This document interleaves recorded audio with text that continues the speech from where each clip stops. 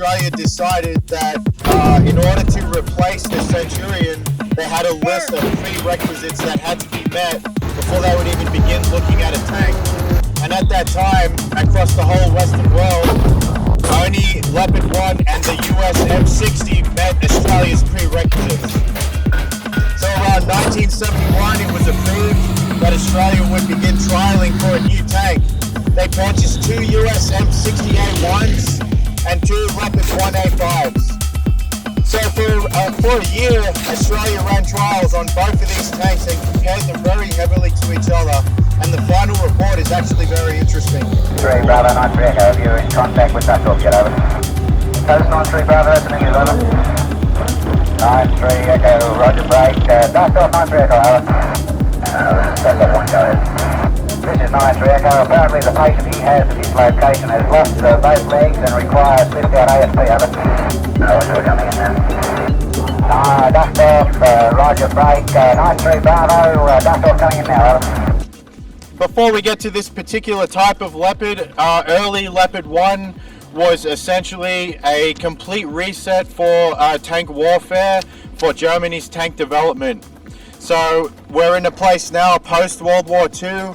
Around 1955, West Germany begins to receive pressure from NATO and Allied forces to begin growing to deal with the rising Soviet threat with the buildup of the Cold War. And around 1955, West Germany was approved to begin building an armored force again. However, the Germans wanted to essentially design and create their own tank. And the Leopard 1 is what they came up with. So Germany used all the lessons it learned from World War II to influence the design of this tank. The difference being West Germany now has the influence of the US and their technology to help them. France was also involved in the early stages of the development of the Leopard, but shortly after development began, France backed out and they designed their own version of the tank called AMX-30. So Germany essentially reassessed its whole mindset towards armored warfare for the construction of this tank. And for those of you who are new to the concept of armored warfare, you have what's called the Iron Triangle. And the Iron Triangle is 3 functions of, you have firepower, armored protection, and then mobility. And the aim of the game is to create the perfect balance of all 3 and hopefully get the superior tank on the battlefield. And typically when you move more in one direction of the triangle, you can lose aspects of the other components. So what Germany's new mindset was, after World War II, they reevaluated and they learned that the tanks from World War II were very heavily armored and very upgunned, and their main function and focus was firepower and armor protection. But what they learned was no matter how much armor the tank has, there's always ordnance out there that is going to compromise the armor. So the mindset for the Leopard was, let's shift from advanced armor protection and achieve a more superior mobility. So 1955, we're in a place where anti-tank weapons are quite common, but we're not quite there with the high-tech guided missile technology. So the mindset was, if we achieve better mobility, agility and speed, it's going to be a lot harder for a tank to get hit. So advanced mobility then becomes the tank's primary form of protection, as opposed to heavier armor. And Germany definitely did achieve a high mobility tank with the Leopard. So the Leopard was developed and first saw service in 1965, and initially 15 countries actually purchased Leopard 1.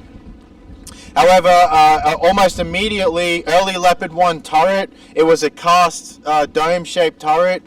It was decided very quickly that they needed more ammunition and more armor protection on the turret, and they produced the next upgrade to Leopard 1 with a larger turret, which is like what you see here. The Leopard had the infamous L7 gun. So at that time, L7 was the new rifled 105mm most NATO countries use the L7 gun in all of their tanks, and at that time it was cutting edge firepower. So the L7 is what we have here today, which you've seen firing. Touching quickly ammunition, the tank will hold about 60 rounds of various different types of ammunition for the 105. What we have today is just your standard high explosive round, and this works best for our application of battlefield. We're not shooting heat or high velocity, we're just sending a slug into a hill, so we use the HE variant, which is what you see here. Today we are firing about a 22-pound projectile with roughly 7 pounds of powder, and we estimate that that's going to send the round down range at about 22 to 2400 feet per second. Touching on engines, the technology of the engine in this tank is pretty interesting. So again, World War II, Nazi armor, it had that reputation of high complexity, and that was very difficult to maintain and work on. Everybody knows Tiger I, it's a very famous tank. What a lot of people don't know, as an example of its complexity, to pull the transmission out of a Tiger, you have to lift off the turret to get the transmission out. Now that process is incredibly labor intensive and very complicated. So those lessons of reliability and simplicity to work on, now with the US influence for West Germany, a company called MTU developed the engine for this tank, and their goal was simplicity and reliability, and essentially MTU was one of the companies that foreran what is called the pack lift. So most modern tanks today, the pack is essentially everything you need to run the tank. So you have your engine, your transmission, your final drives, your cooling system is all essentially inside a frame, and it has a rapid unhook. So this tank in particular, after you pull off the lid, there's a few plugs that just quick disconnect, no tools required. You unhook the sprockets off the transmission through the center, and then you hook up to it, and a few other little steps, and the whole entire tank's power unit comes out together. You can then put the power pack down behind the tank and run an extension unit. So you have all the leads that the tank plugs into the engine, they just extend them with another kit, and the engine can be started and ran outside of the tank from the controls in the driver's compartment.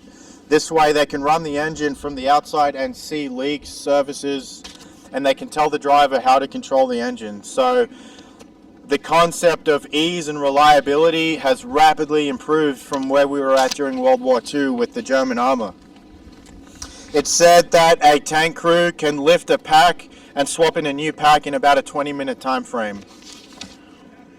The engine, once again, it's an MTU 37 liter. It puts out about 830 horsepower. It's got about a 370 mile range on a fuel tank, and your top speed is about 40 miles an hour. So this tank here is Leopard AS1. AS is the designated NATO designator for Australia.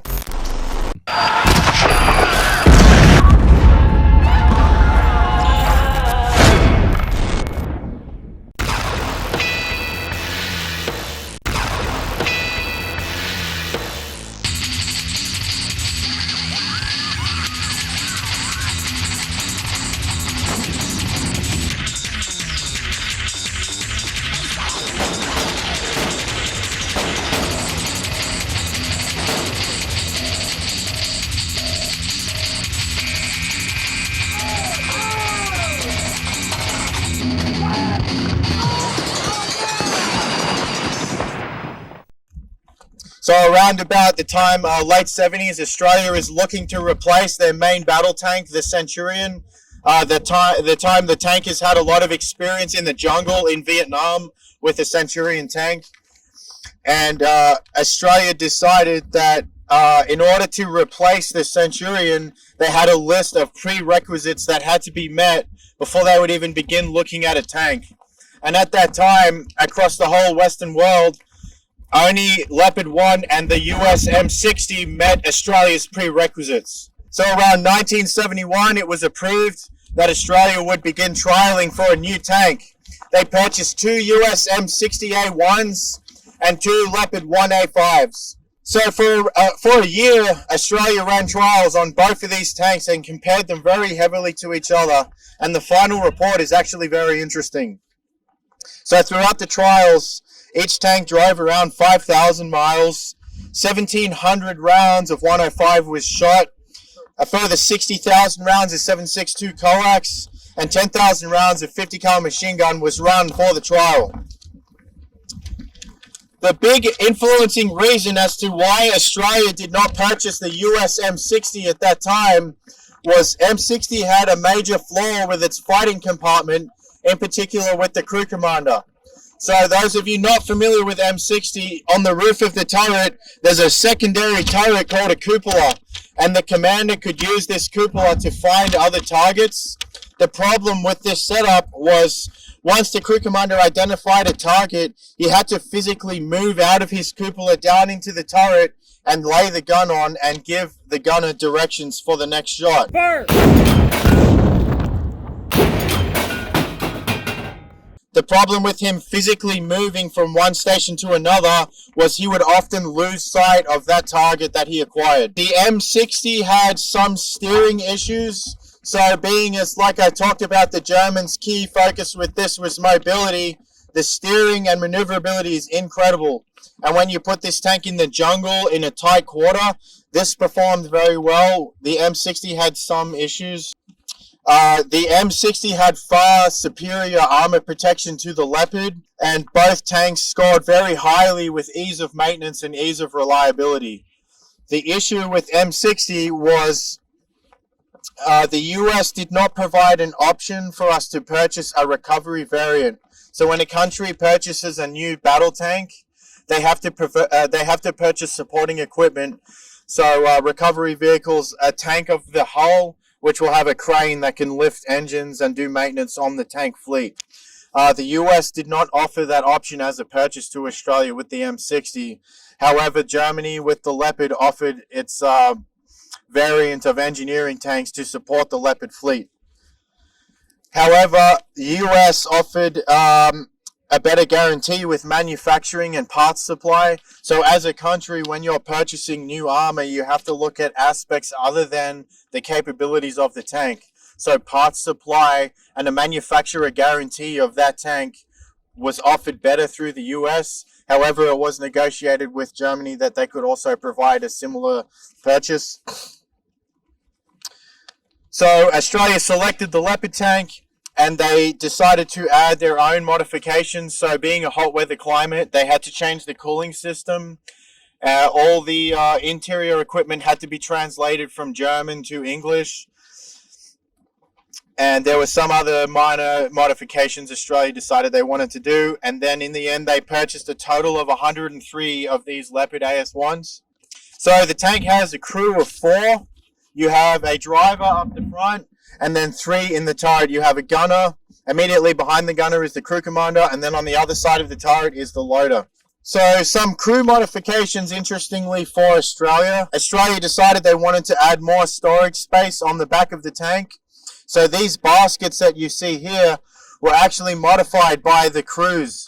So a lot of the times, a tank crew would go down to their maintenance shed with a case of beer and give some dimensions to the maintenance guys, and they'd have them weld up baskets. So each Australian tank had their own sort of way of designing the rear end. So that's a bit of personal touch, which was pretty cool, I thought. The name on the side of the tank, so I'll go through the markings real quickly, then the name. You'll see the big arrow on the side. That is the first thing that you look at when you're identifying the call sign of a tank. So the arrow dictates either the company or the squadron in the unit. So if the arrow is pointing in one direction, it'll be Alpha Company. It rotates, it becomes Bravo Company, Charlie Company, and pointing down Delta Company, and so on. Then the numbers you see on the side, 22 Alpha. The first number, 2, is the second squadron in the regiment. And then the next number 2 is the second troop in that squadron. So you'll have 4 troops to a squadron. And then Alpha is the first tank in that squadron. So 2-2 would be your headquarters tank. And then you'll have Alpha, Bravo, Charlie, which are the 3 tanks in the troop.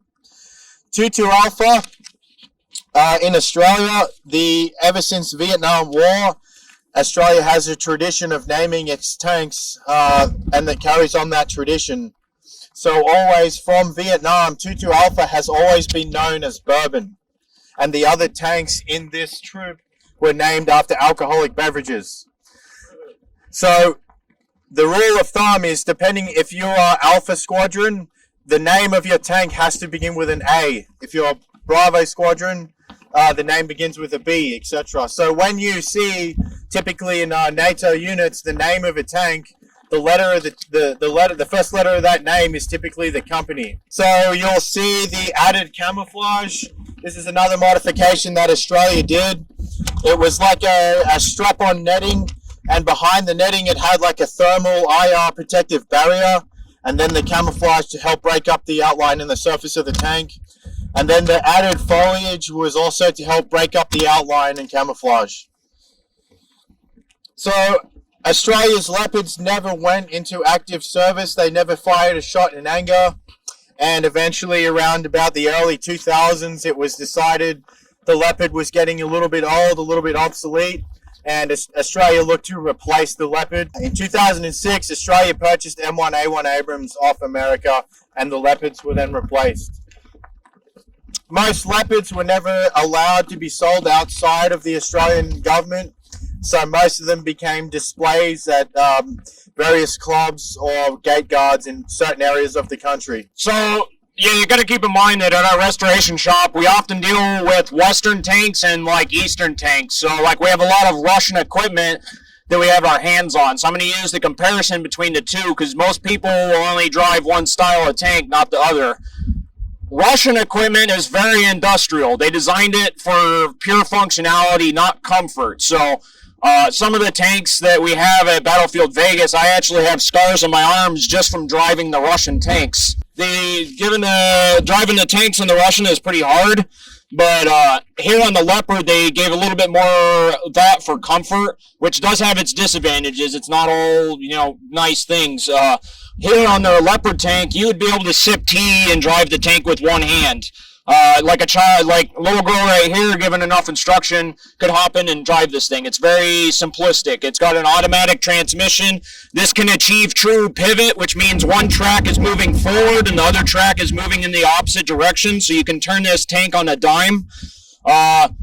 Versus the Russian stuff, you're throwing levers around, and it's a workout just to move a Russian tank. But the caveat to that is if this breaks down or there's problems with the type of steering, instead of having like a mechanical linkage that you're operating with your hand that you can run along and troubleshoot, this has computers and fuses and electronic. There's probably a couple kilometers of wires inside of this tank.